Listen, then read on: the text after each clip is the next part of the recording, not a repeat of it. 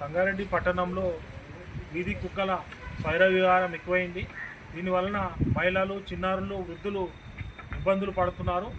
పలు చోట్ల పలు వార్డులలో మరి ముఖ్యంగా బైపాస్ రోడ్ కానీ, ఓల్డ్ బస్ స్టాండ్ ఏరియా కానీ, అదేవిధంగా ఇందిరా కాలనీ, తారా డిగ్రీ కాలేజ్, మరి అదేవిధంగా సిద్ధార్థ నగర్, మరి మార్క్స్ నగర్ తదితర ఏరియాలో మరి వీధి కుక్కల సంచారం ఎక్కువై మరి రాత్రి వేళల్లో చీకట్లో, అదేవిధంగా పగలు అనక ఎప్పుడంటే అక్కడ అవి మురుగుతూ ప్రజలకు భయభ్రాంతులకు గురి చేస్తున్నాయి.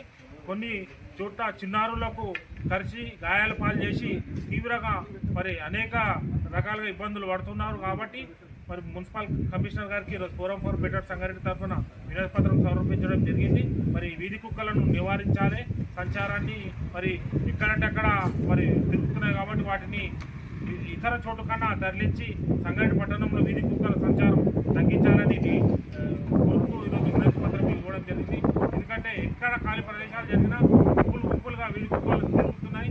వాటి వలన మరి ప్రజలు తీవ్ర భయాందోళనకు గురవుతున్నారు. కాబట్టి మరి వెంటనే తగిన చర్యలు తీసుకొని ప్రజల యొక్క ప్రాణాలు కాపాడాలి, వీధి కుక్కల నుంచి ప్రాణాలు కాపాడాలని, అదేవిధంగా చిన్నారులు, మహిళలు, వృద్ధుల యొక్క ప్రాణాలు కాపాడాలని మరి మున్సిపల్ కమిషనర్ గారి నిర్ణయించడం జరిగింది.